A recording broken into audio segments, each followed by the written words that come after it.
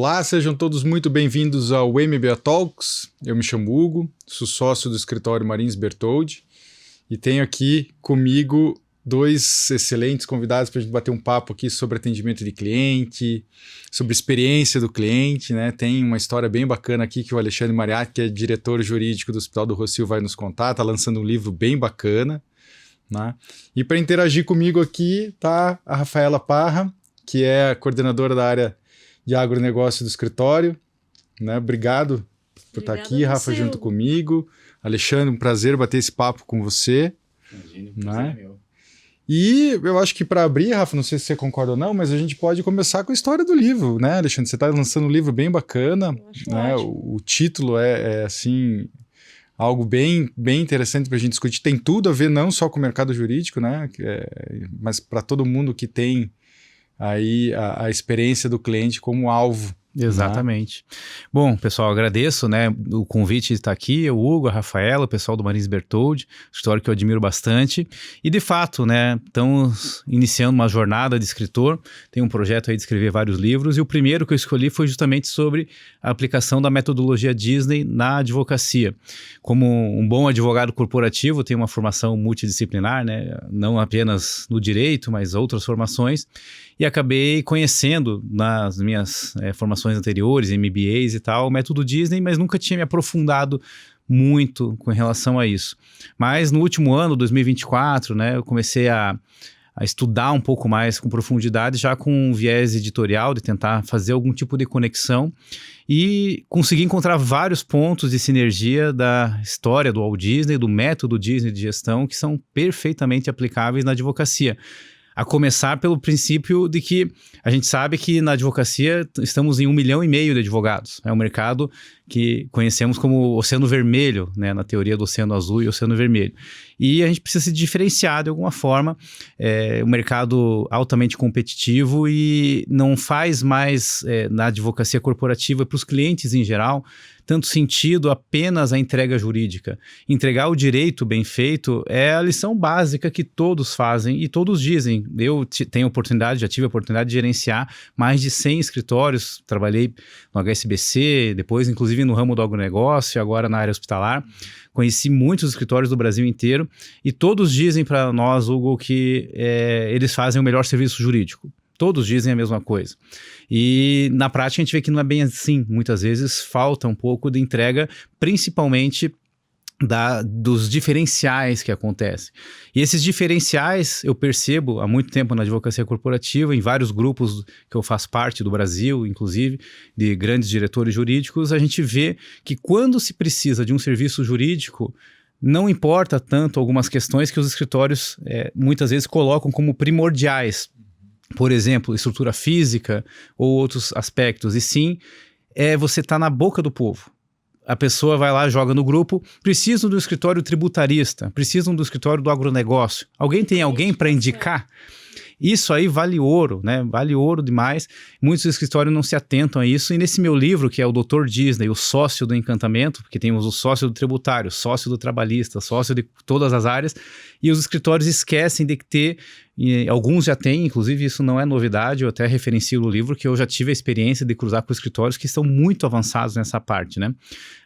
A pessoa de relações públicas, a pessoa que é responsável pelo encantamento, de pensar no final do ano, será que é melhor entregar só uma agenda? Todo mundo entrega agenda, eu recebo agenda de todos os escritórios que eu já atendi e outros tanto, né? Um calendário e tal, isso é encantamento? Ou será que é melhor fazer de outras formas diferentes que fazem que você tenha a indicação orgânica de um diretor jurídico, o quanto custa e o que você precisa fazer para estar nessa indicação orgânica. Então, nesse livro, eu dou várias dicas nesse sentido, aliando sempre não só o método Disney, mas o método de outras metodologias tantas aí que eu aprendi, né, nessa trajetória. Inclusive, na área hospitalar, a gente tem, por exemplo, os 13 certos da área da saúde, né, ou 5 a 13 certos, dependendo da conotação. E basicamente eu coloco lá no livro, a gente tem na área hospitalar, paciente certo, medicação certa, via certa. Aí eu coloco advogado certo, né, o prazo certo, o tempo certo. O advogado certo, Hugo e Rafaela, é essencial, porque é uma questão de identidade que vai gerar o encantamento. você ter o advogado que sabe da matéria, que conhece o cliente, que vai indicar realmente as melhores soluções e vai fazer uma coisa muito básica. E isso é surpreendente, né, para quem está nos ouvindo, né, para vocês também que estão aqui. É um grande spoiler do livro. A maioria absoluta das medidas de encantamento custa quase nada. Quando agora no hospital, né, a gente estava precisando de um escritório tributarista. Eu participei, trouxe vários escritórios, grandes nomes e tal, todos vieram de indicações e tal. O CEO do hospital quis saber, eu quero participar, porque eu me interesso muito por essa área, eu quero saber e tal. E a única pergunta que ele fazia nas entrevistas para o escritório, sabe qual que era? Ele não perguntava o preço dos honorários, ele não perguntava o currículo, se a pessoa tem doutorado, se ela tinha um escritório na Faria Lima ou no Pátio Batel, ele não estava nem. Ele perguntava: você atende o telefone? Se eu te ligar, você vai atender o telefone? Quanto custa atender o telefone, né? Então, são dicas como essas que vão estar no livro, né? Estão no livro que estou lançando agora e acredito que vou conseguir impactar e dar uma nova visão para a advocacia como um todo, para os advogados como um todo, porque é um serviço que eu faço depois de 20 anos aí no mercado, ajudar os escritórios, que tem muita gente bem intencionada, muitas pessoas muito legais, assim como o Marins Bertoldi, né, vocês e outros escritórios que fazem parte desse universo todo, mas que talvez precisam de alguns ajustes finos para realmente conseguir se destacar e alavancar. E, infelizmente, a gente vê também um mercado expansivo, muita dica, consultoria de marketing jurídico e coisas assim que na visão do cliente, e essa é uma visão privilegiada que eu tenho como cliente de contratação, né, de grandes escritórios, que não fazem o menor sentido e que no final do dia não vão encantar o cliente e não vão gerar a indicação orgânica que a gente precisa, além de outras questões, né? Não adianta você ter a indicação orgânica e não ter uma performance jurídica. Então, basicamente, essa é a grande introdução que eu fiz aqui para a gente conseguir trabalhar. Hugo, acho que o Alexandre tocou num ponto importante, né, sobre a estratégia do Oceano Azul, e que mostra por que os escritórios às vezes não têm sucesso e o advogado já naturalmente é deficitário na gestão. Uhum. Então, acho que a gente olha muito para o processo jurídico, seja o contencioso ou consultivo, e fica imerso naquilo e às vezes esquece de olhar para os lados. Assim como você, eu fiz um MBA de gestão estratégica de empresas também, pela FGV, e foi o melhor MBA que eu fiz até hoje. Nada jurídico, mas abriu minha cabeça para muita coisa. E acho que os advogados acabam, às vezes, olhando muito para o mercado, sem olhar efetivamente o que o mercado busca. Então, e olha também muito para os concorrentes. O que o escritório A, B ou C está fazendo? Vou fazer também. Ou o que meu colega advogado está fazendo? Acho que dá certo. Mas será que dá certo mesmo? Que o cliente realmente é aquilo que ele procura? Também o Alexandre comentou sobre as experiências dele. Na semana passada eu estava em São Paulo com algumas diretoras jurídicas de agroindústrias e aí eu usei elas para perguntar: e aí, o que você busca quando você vai contratar um escritório? O que você busca quando vai contratar um advogado? O que é ponto negativo ou ponto positivo? E aí elas falaram um pouco da experiência, excelência técnica e atenção. Acho que isso que você comentou. Atende o telefone, responde o e-mail rápido e resolva o problema, que às vezes não é só resolver o todo jurídico, mas resolva as pequenas coisas que nós estamos demandando nesse processo até que o todo jurídico seja resolvido. E você sabe, Rafaela, só complementando, a atenção para o advogado corporativo, né, ou para qualquer cliente, né? Para qualquer pessoa, eu acho que para qualquer pessoa é um ponto essencial, e na pesquisa que eu fiz, um dos primeiros itens que foi colocado, o que importa na hora de contratar um escritório, estava lá atenção e capricho. Você ligar para o advogado e você ser atendido, porque naquele momento, seja uma pessoa, uma grande empresa ou uma pessoa física, se ela está te ligando é porque ela está com alguma dúvida. Para o advogado pode ser uma dúvida trivial: ai meu Deus, que saco, né? O cliente me ligando agora, sexta-feira, 5 da tarde, mas para ele é importante. E eu digo mais, né? No advogado corporativo, muitas vezes o CEO está na frente dele, perguntando: aquela causa tributária, será que saiu alguma coisa? Tal? Daí o advogado vai lá ligar. E aí se ele não tem o atendimento na hora ali e tal, isso frustra bastante a expectativa. E um ponto também que você comentou que eu acho importante trazer, no livro mesmo eu trago já na orelha do livro, que se não é visto como valor pelo cliente, é desperdício. E o que a gente vê de desperdício é imenso em vários escritórios, né, colocando investimentos absolutamente equivocados que o cliente corporativo não enxerga valor. Então, realmente, essa visão é diferenciada. Eu acho que a gente tem muito a agregar aí nesse bate-papo de hoje para a gente conversar e esclarecer um pouco mais sobre essa questão. Eu acho que, engraçado, os escritórios investem tanto na busca pelo cliente e, às vezes, depois que o cliente chega, peca por não saber o que fazer com ele depois, né? Então, assim, conquistei o cliente, meta cumprida, próximo, né? Exato. E aí não tem... Acho que são várias coisas aqui que explicam um pouco essa dificuldade. A primeira delas é que, assim, na nossa trajetória acadêmica, a gente não tem nenhuma matéria de gestão. Não. O advogado sai da faculdade formado para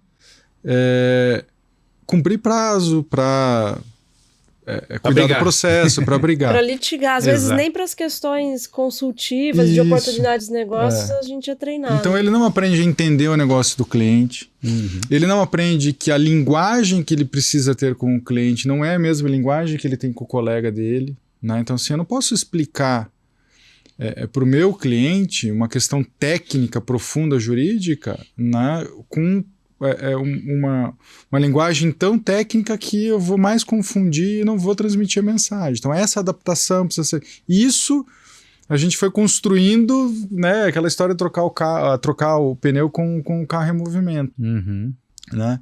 O mercado mudou muito, né? O advogado do passado era aquele que o cliente buscava, né? Hoje a concorrência, como você colocou, é enorme, tem vários escritórios, né?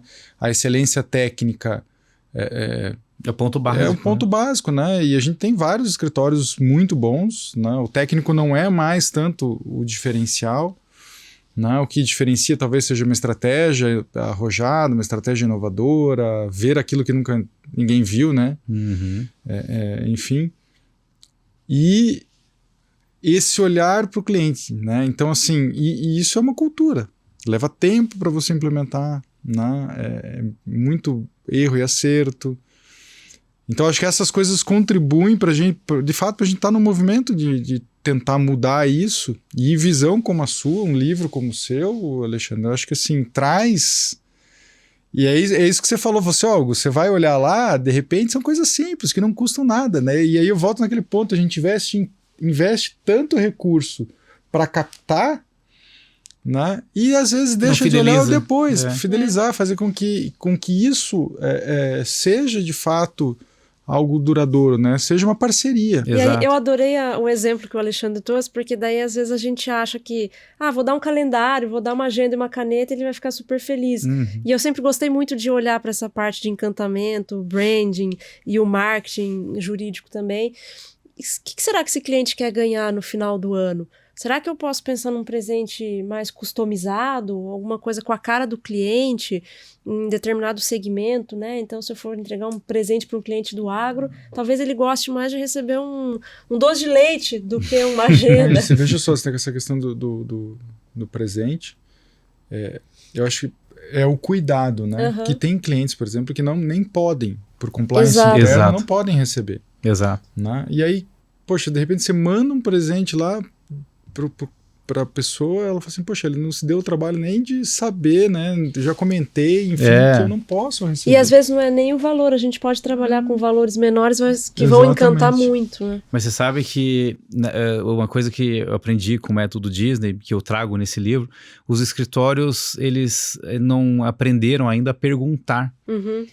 Perguntar para o cliente o que ele quer, né? E não precisa fazer necessariamente um formulário, pode ser também por um formulário de avaliação final do ano ali e tal. Eu já tive situações que eu recebi um escritório que era um administrativo que queria saber o que eles tinham errado, o que eles tinham acertado durante o ano. Eu achei super inovador isso e quase nenhum escritório faz isso. Mas sabe aquela conversa do café? É a hora que os executivos dos escritórios, os advogados, têm que estar treinados a saber fazer uma sondagem para conseguir preencher uma ficha de perfil daquele cliente para saber se a pessoa gosta. Por exemplo, eu vou decidir dar um vinho para o meu cliente. E aí eu não prestei atenção na conversa que ele não bebe. E aí eu dou uma garrafa de vinho, o escritório investe lá R$300 uma garrafa de vinho, e ele vai achar ruim, porque ele não bebe, aquilo não gera valor. Agora vamos supor que o contrário, o cara gosta muito de vinho, ou mais, né?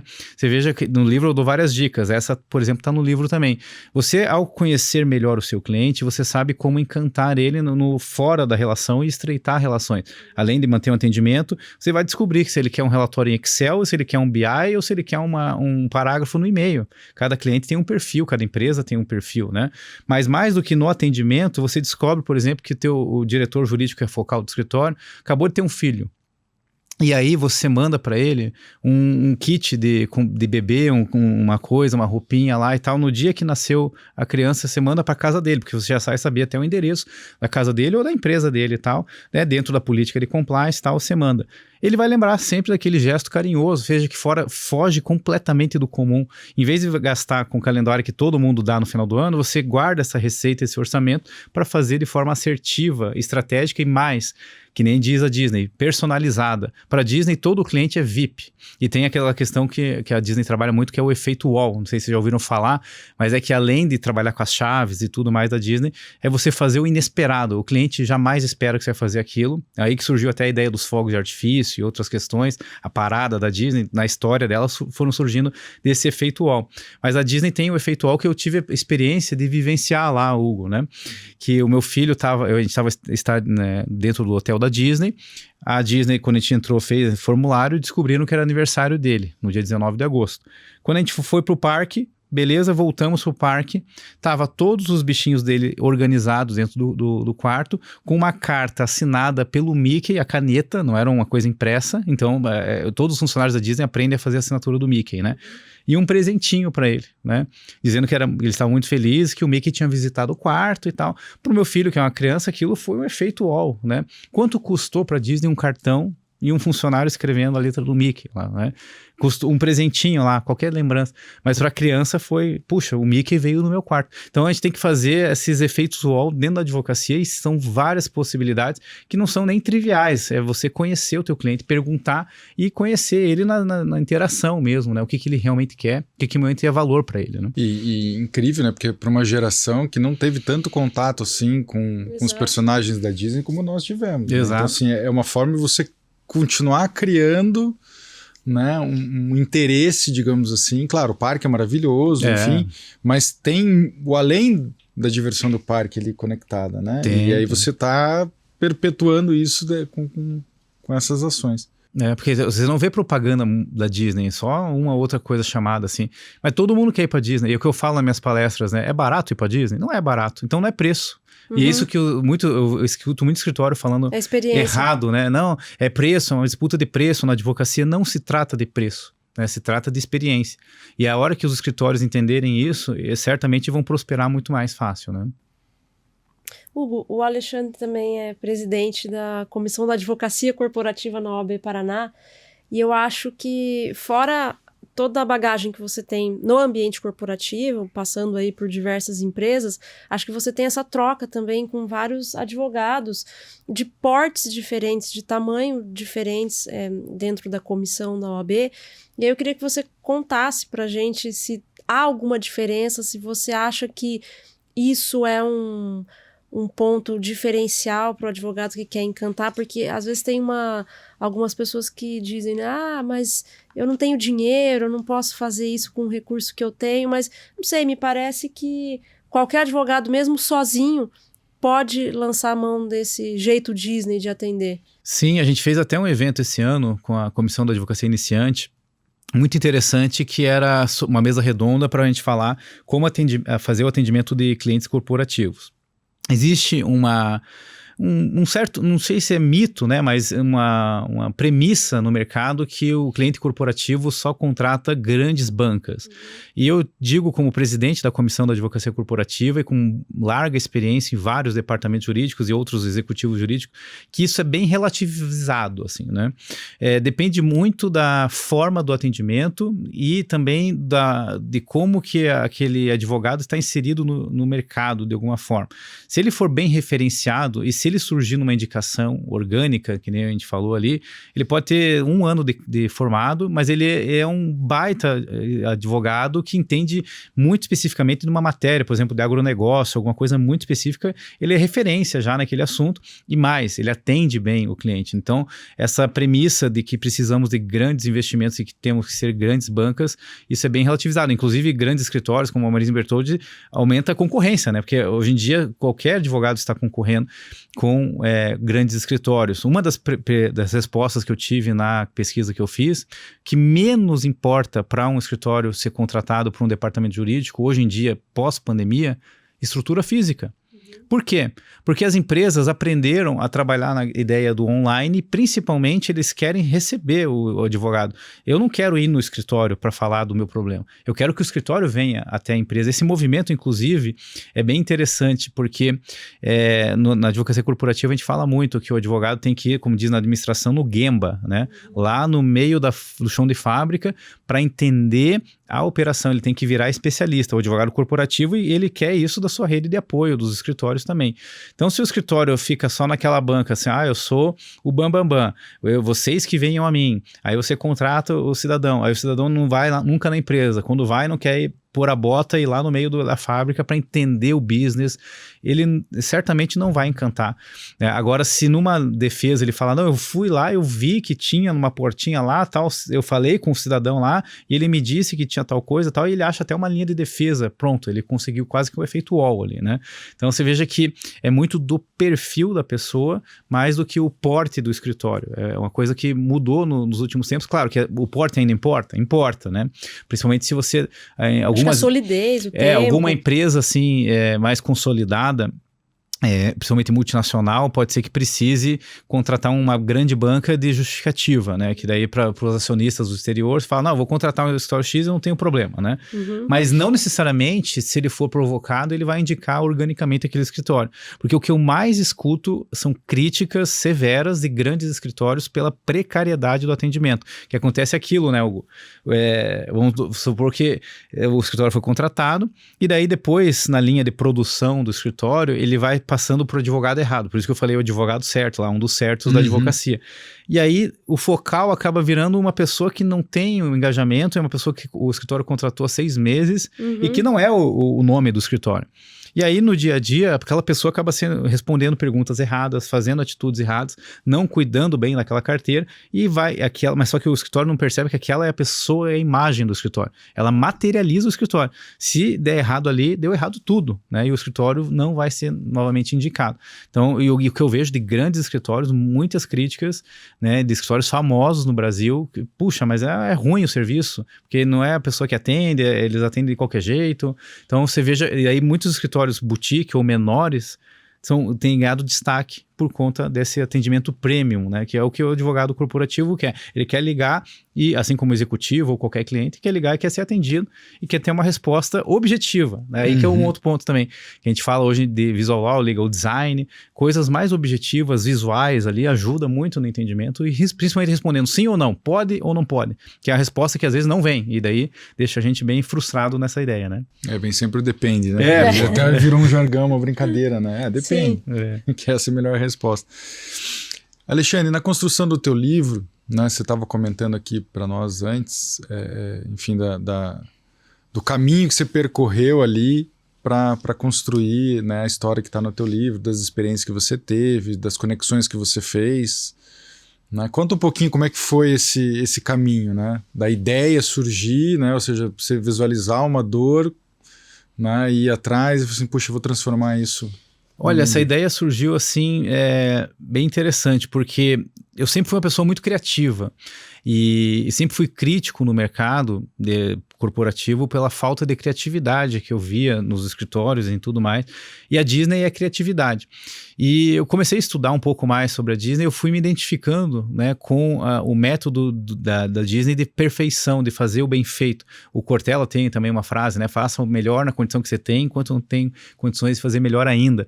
E o que a gente vê é que as pessoas não fazem bem feito, não fazem o melhor, não exploram a condição que tem, e isso foi me deixando um pouco desconfortável, e tive essa ideia de escrever o livro e me aprofundando mais no método Disney para trazer todos os elementos da metodologia que se aplicam na advocacia. Tem coisas que não se aplicam, né? Por exemplo, dependendo do ramo que você tá, o método Disney fala para você criar um personagem. Como é que eu vou criar um personagem, né? Daí começa a ir para uma linha estranha. Já tive palestra que eu fui dar, você vai falar pra gente se vestir de Mickey aqui. Não, o pessoal viaja, né? Então não é exatamente isso. É você pegar um método e trabalhar nele, mas só que daí, assim como ela, né, como a Rafaela, eu também fiz a formação do MBA executivo, e aí eu trouxe toda a metodologia de um MBA executivo, de outros métodos que a gente tem, a própria análise SWOT, que eu vi que você colocou ali no teu livro também, né? A gente vai colocando outras ideias para que daí o advogado ele tenha uma matriz de atuação. O método Disney no meu livro ali, a principal, né, a líder, mas tem outros métodos que a gente vai agregando para fazer essa experiência. E aí foi bem bacana essa jornada. Eu fiz algumas certificações do método Disney, 3 ao total. Conheci muita gente bacana ali, praticamente todos os livros que envolvem a biografia do Walt Disney e o método Disney, podcasts no mundo inteiro, né, falando disso, para trazer o que há de melhor, a nata do método Disney aplicada na prática, né? E sempre a gente observa nesse método a excelência como uma premissa antes do lucro, né? Você pensa em fazer melhor e fazer bem feito para depois você...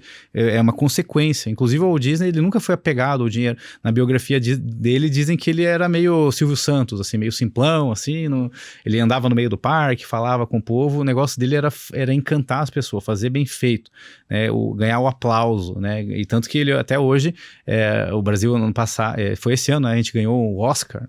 O Walt Disney tem 48 estatuetas, é o maior recordista da academia. É porque ele sempre foi inovador e disruptivo. Então essa ideia de você fazer diferente, mesmo que possa estar suscetível a críticas, é algo que na advocacia é meio inovador. Claro que a gente tem as limitações da OAB, de marketing e tal, mas eu não estou falando sobre isso, eu estou falando sobre o atendimento. Você conseguiu o cliente, você fazer o melhor do mundo para aquele cliente, seja o tamanho que for. É uma causa, é um contrato, é uma procuração que ele pediu, mas faz a melhor procuração que você já fez na vida para aquele cliente. Que daí ele vai voltar. Inclusive, essa é uma frase que eu uso muito do Walt Disney, né? Faça o teu melhor, né? Faça bem feito, faça tão bem feito que as pessoas queiram voltar e ver o quão bem feito você faz aquilo que você faz. É sobre isso, né? E o Walt Disney, todos os seus projetos enquanto estava vivo, foi nesse sentido. Foi bem interessante e eu consegui aplicar várias conexões práticas na advocacia que estão lá no nosso livro. Aí. Legal. E nesse caminho você conversou com vários executivos da área jurídica, né? Você estava comentando. Sim, fiz uma pesquisa mapear aí qual que era... É meio unânime, parece, né? Exato. A sensação e a dor de toda... Isso foi interessante, porque eu tinha premissas, antes eu tinha premissas e conversas, insights que eu tinha, e palestras e debates que eu participava, e aí quando eu trouxe a pesquisa do método Disney, mais a pesquisa prática que eu fiz, né, que eu inclusive fui a São Paulo, conversei com grandes executivos, diretores, pessoas com mando em gestão em grandes empresas, e para minha surpresa, na verdade era uma premissa que a gente tinha, confirmou todas as premissas anteriores que eu tinha, inclusive que a aplicação do método Disney é a melhor método de fidelização que tem no mercado jurídico hoje, mesmo com a Disney com mais de 100 anos, esse método Disney ele vai ser mais eficiente do que muitos outros métodos que a gente vê sendo vendidos aí, até pessoas que fazem quase que uma pirâmide financeira, né? Tipo, o método é você comprar o meu método. Aí a única pessoa que enriquece é a pessoa que está vendendo o método. E aí um monte de gente compra aquilo e tal, a gente vê uma ânsia do mercado, mas como eu disse, né, e vocês puderam observar, eu tenho uma posição diferenciada, porque eu sou de dentro, eu sou o cliente. Eu tenho a visão do cliente, eu posso dizer, isso não funciona, isso funciona, isso faz a gente contratar, isso não faz, e mais do que isso, ouvi mais de 100 outros clientes que dizem se isso faz sentido. Então por isso que eu estou bem feliz com o resultado desse livro, porque eu acho que pode transformar a forma de enxergar a advocacia como um todo e diferenciar os bons advogados. A gente vê muita pessoa boa que às vezes não consegue ampliar a carteira, alguma coisa assim, porque peca no detalhezinho, né? Mas eu preciso responder o WhatsApp? Precisa, né? Precisa mandar parabéns? Precisa fazer, né? Coisas de detalhes que fazem a diferença. E às vezes alguns escritórios que estão muito tempo no mercado já estão literalmente de saco cheio, né? Não aguento mais, tem que ficar, né, gerenciando esse tipo de coisa. Mas então você tem que trabalhar talvez com algum apoio, com alguma consultoria ou contratar alguém que nem seja advogado para ficar no teu escritório cuidando dessa parte, né? É o cara que gerencia os aniversários dos clientes, é o cara que gerencia se o cliente está feliz. Tem um escritório que eu já trabalhei, que eu achei interessante, todo o e-mail dele tinha um NPS, que inclusive é o método de pesquisa da Disney, que é aquela de 0 a 10, quanto você ficou feliz com essa mensagem, quanto a tua resposta foi. E a pessoa avalia no próprio e-mail, né? É incrível como já existem várias tecnologias que você pode dizer, porque daí se você coloca lá, o NPS diz que você coloca menos de 8, né, de até 5, 6, você é detrator. Vai falar mal, você tá né, você não gostou daquele atendimento. De 7 a 8 ali, você tá neutro, não te encantou. Mais do que 8, você consegue dizer que você foi bem atendido. E dependendo da resposta, vai direto pro dono do escritório. Aí ele vai receber aquele e-mail e vai falar, o que aconteceu aqui? Ah, não, poxa, o advogado foi super frio aqui, não respondeu a pergunta e tal. Então, você veja como tem estratégias que não são exploradas como deveriam, que podem realmente atingir no encantamento do cliente, né? Alexandre, deixa eu fazer uma pergunta, assim, às vezes a gente, isso eu percebo que é uma preocupação às vezes do time, quando precisa dar uma notícia ruim para o cliente, né? Ou seja, a notícia ruim, o nosso mercado, né? A nossa atuação, ela é uma atuação de meio, não é uma atuação de fim. Isso. Né? Então, às vezes, pode acontecer de o resultado não ser aquele que era esperado, ou você precisa dizer um não, né? Que nem você comentou, me diga sim ou não, não digo depende. Às vezes você precisa... E eu vejo que há uma dificuldade em lidar com isso, né? E aí, assim, a dúvida que fica é sempre como o cliente recebe esse não, né? Então, assim, é melhor mesmo você ser assertivo, eu concordo com você, do que tentar minimizar o efeito, às vezes, de dar uma notícia ruim. Mas o quanto, assim, o passar a transmitir a notícia de forma objetiva, mesmo que ela seja negativa, não prejudica essa avaliação, digamos assim, né?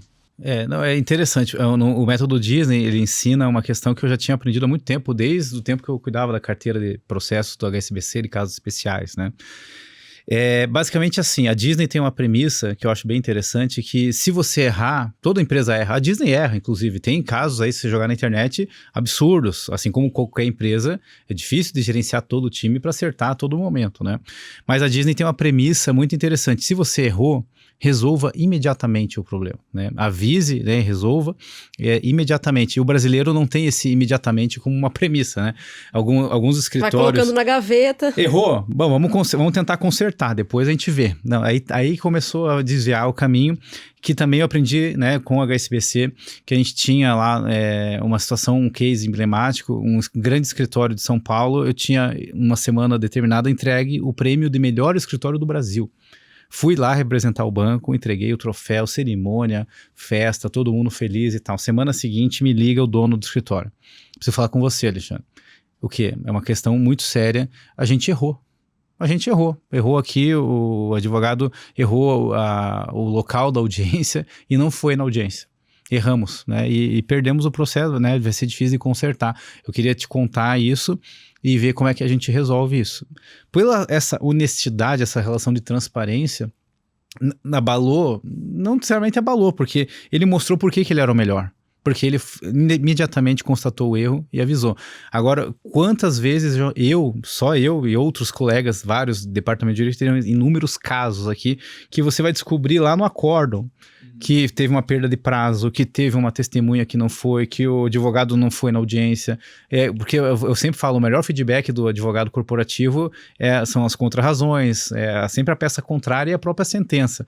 É a hora da verdade, que daí todas as nulidades, as coisas ali aparecem, né? E aí a grande questão é quando aparece e você não foi avisado. Aí é doído, é igual você se sentir traído numa relação, né? Você fala, poxa, né? Daí essa é a nossa relação de parceria, é isso mesmo. E aí você quebra completamente com o encantamento. Então, a ideia da notícia ruim, ela pode acontecer, né? Todos somos suscetíveis a erros, mas ela precisa ser avisada proativamente e resolvida. E tentar resolver isso da melhor forma, mas junto com o cliente, avisando o cliente, e isso faz com toda a diferença ali, você manter esse nível de encantamento. Claro que é difícil você manter sempre, né? Algumas situações você pode errar, mas é importante dizer. E na hora de dizer não, por exemplo, uma consultoria, Você deve também dizer não ao ponto de que quando o não for algo inegociável. Mas o que mais as empresas procuram hoje é como chegar no sim. Não agora, mas depende. Se você fizer esse movimento, você pode tentar com menos risco jurídico. Na verdade, você tem que compartilhar o risco da opção A, B e C, né, para o cliente. O que menos se busca hoje em dia são escritórios que só dizem não.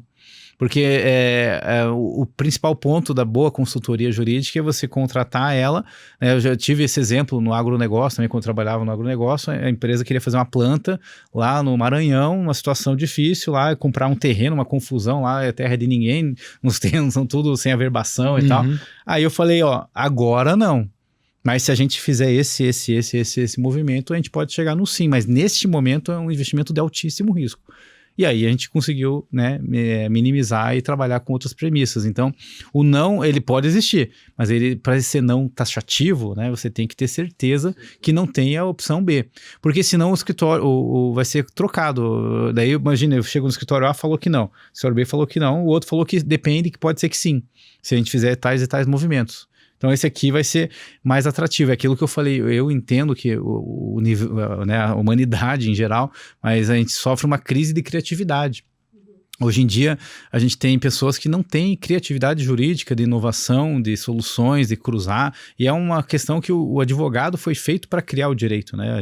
Nós, advogados, que vamos no judiciário, provocamos o judiciário com novas teses, e às vezes a gente vê só advogados repetindo teses, né? Repetindo mais do mesmo, em vez de inovar, criar. Não, eu vou tentar pedir isso no processo. Não, mas não pode, mas eu vou tentar, né? Eu vou lá falar com o juiz, eu vou criar a solução. Isso que a gente não vê, e é algo que, por exemplo, trazendo de novo pro método Disney, o Disney era extremamente criativo, né? Ele criava o que antes das pessoas verem, ele já tinha criado alguma solução, um novo produto, né? Então eu acho que é mais ou menos nesse sentido. E é aquela história de ir pelo caminho mais fácil, né? Sim. Às vezes é fácil falar um não, né? Não precisa pensar muito sobre o assunto. E acho que hoje as pessoas estão um pouco viciadas também em inteligência artificial, Isso, como toda a falta de criatividade. Então, os advogados, principalmente mais juniorizados, que talvez não tenham mais experiência, e aí talvez os líderes também não estão fazendo esse movimento para criar a criatividade, um ambiente de inovação, e as pessoas estão ficando ali meio que num modo... operando automático. Muito medo, assim, eu sei que a inteligência artificial aqui não é uma crítica à IA, ela veio, traz muita coisa boa, mas eu tenho um receio muito grande que as pessoas fiquem dependentes da inteligência artificial e deixem de pensar sobre, né, e assumir que a inteligência artificial traz a verdade sempre. Exato. Né? Exato. Se a gente fala de IA agora, também é um tema que a gente tem falado muito na nossa comissão da advocacia corporativa.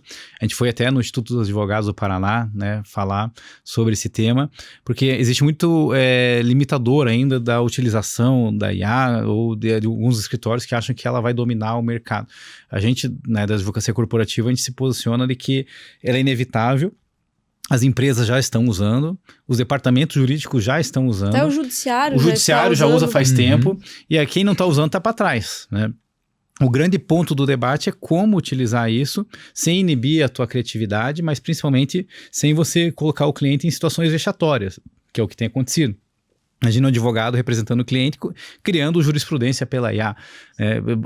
O que a gente diz e dica sobre IA para todos os advogados que estão nos ouvindo é que estudem sobre IA, todas as IAs existentes, e principalmente saibam algumas premissas. Que, primeiro, você tem que saber que a IA ela é bajuladora.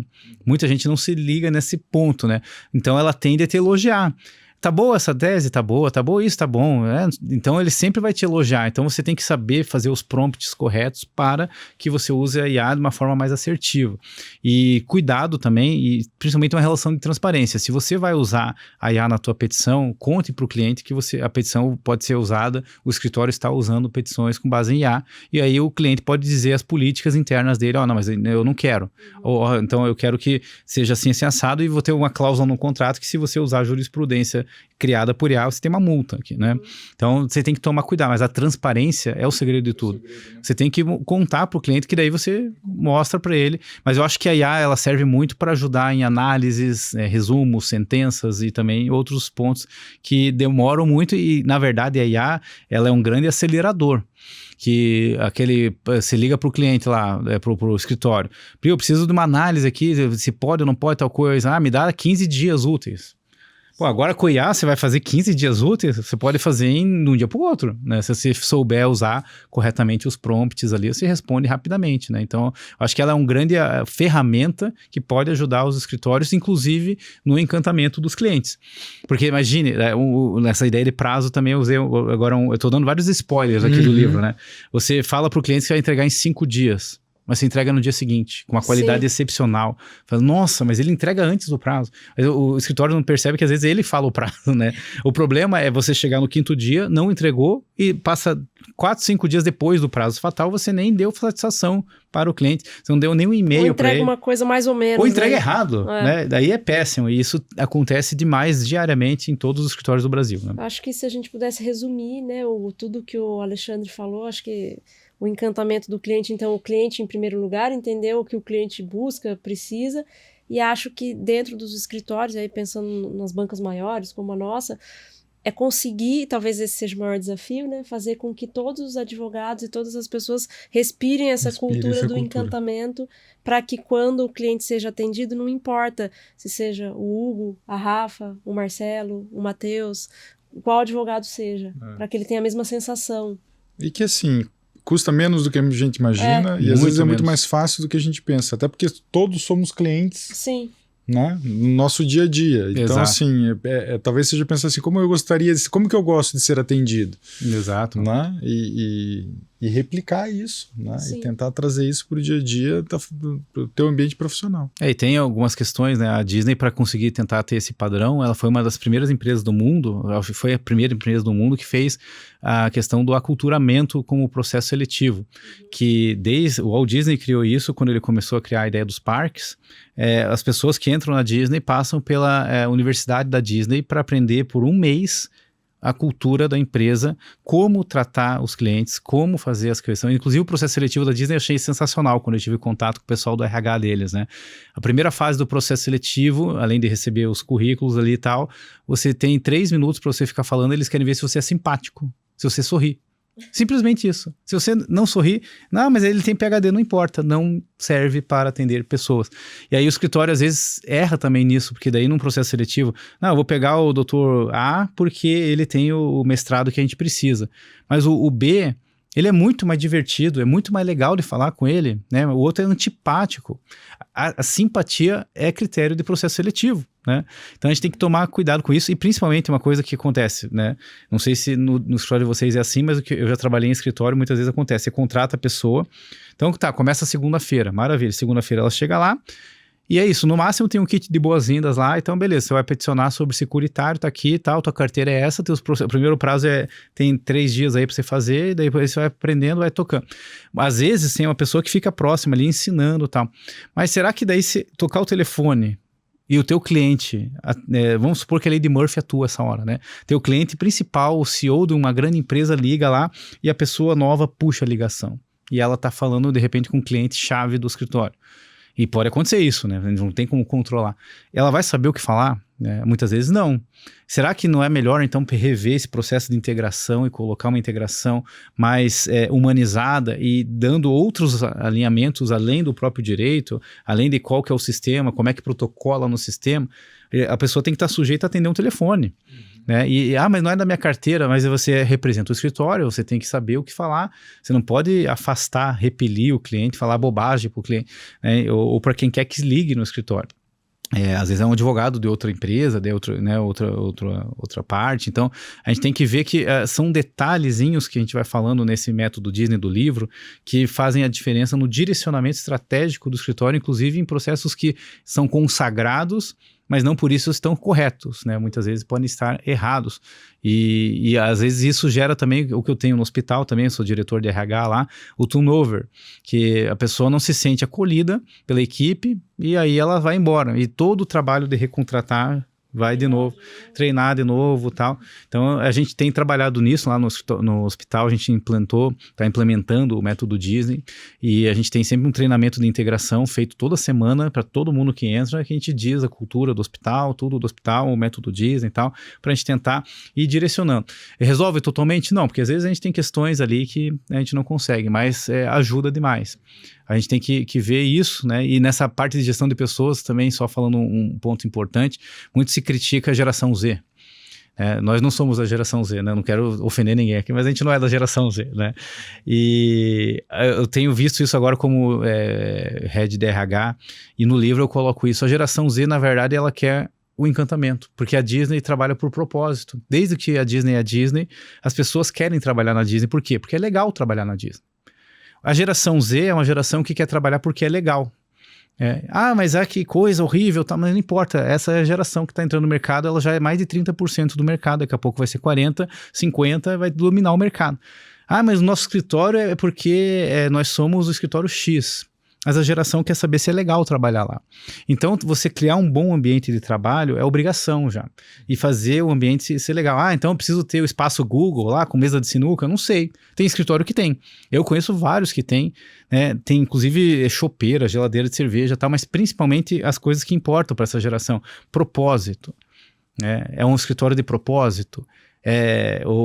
A gente vê valores nos sócios, a gente se identifica com esses valores. Essa é uma geração de propósito que coloca em xeque o mercado de trabalho.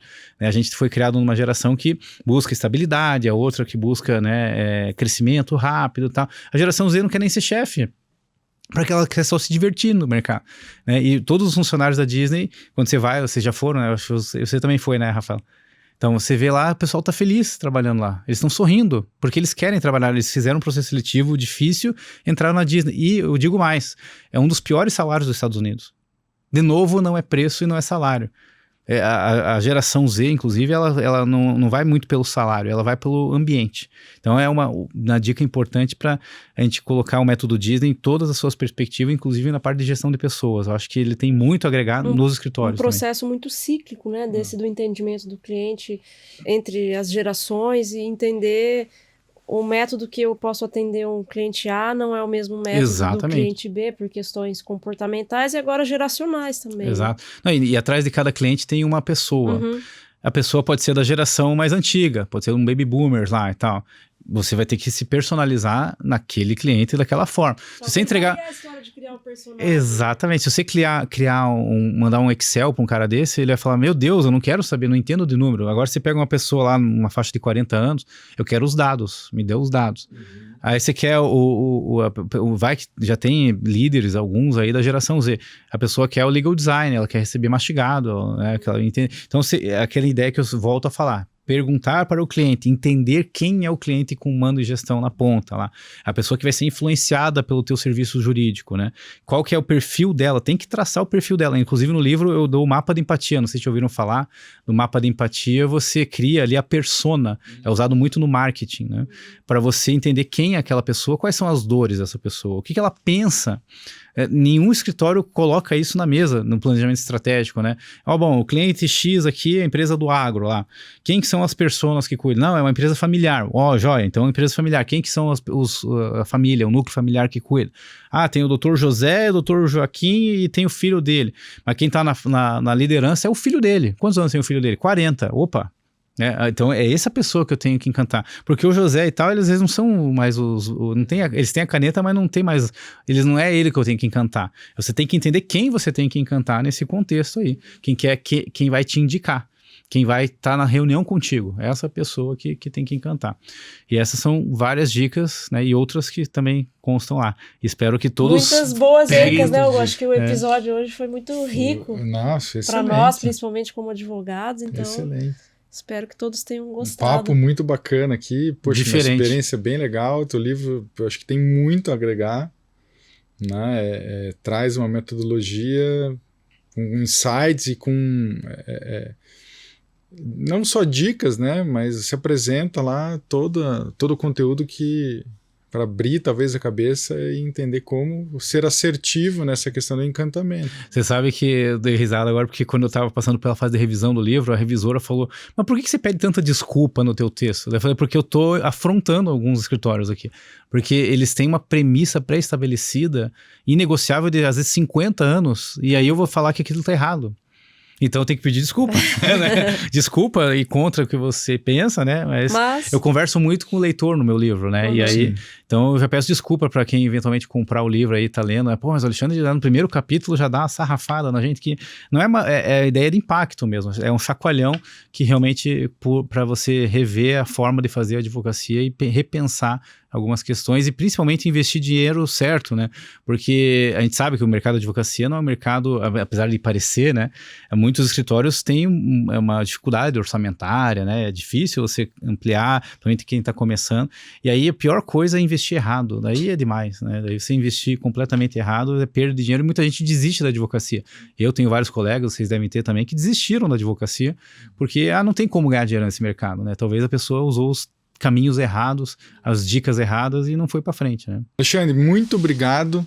Acho que foi aqui uma aula sobre encantamento de cliente, né? Acho que eu volto a dizer, um assunto que foi muito pertinente, né? Foi muito legal mesmo. Obrigada, Alexandre. Doutor Rafa, obrigado também por estar aqui. Eu que agradeço a oportunidade, sempre à disposição aqui para gravar podcast. Me chame que eu venho. Maravilha, eu agradeço também a oportunidade. Eu posso deixar minhas redes sociais também? Claro. Então, meu Instagram é @alexandre.mariatti, o LinkedIn é Alexandre Mariatti, Maria com TH no final também, e a consultoria que eu estou organizando todas essas metodologias ali é a consultoria UOL, Lectures and Business Advice, que é um projeto novo que eu estou começando agora. Então, também tem a rede social, né, que é UOL, @UOL, underline, LBA, né, Lectures Business Advice, e o site, né, UOL, daí não underline, lba.com.br. Lá vocês vão encontrar várias dicas, materiais também e uma série de outras possibilidades que a gente pode ajudar os escritórios e todos que estiverem aí nos ouvindo, justamente para fazer uma advocacia diferenciada no que a gente diz, né, Rafaela, do mercado do oceano vermelho, absolutamente predatório.